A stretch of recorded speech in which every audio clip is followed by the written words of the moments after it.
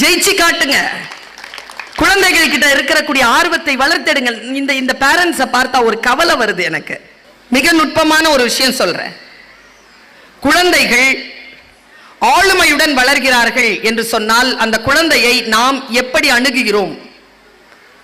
மிகப்பெரிய லீடர்ஷிப் இல்லாத தாயோ தகப்பனோ நல்ல குழந்தைகளை உருவாக்குறது இல்லை. நம்ம எல்லாரும் ரொம்ப பாவம் தெரியுமா? இந்த ஜெனரேஷன், இந்த பிள்ளைகளுக்கு சொல்றேன், நம்ம ரொம்ப பாவம். நாங்க தான் பெரியவங்க பேச்ச கேட்ட கடைசி தலைமுறை. இதுங்க பேச்ச கேட்க தொடங்கி இருக்கிற முதல் தலைமுறை. எங்க அம்மா எல்லாம் கேட்கவே கேட்காதுங்க என் பேச்ச. பசியில் இருப்பங்க, தப்பு செஞ்சனா சோறு போடாது. 3 வேளை சாரி கேட்டாதான் சோறு.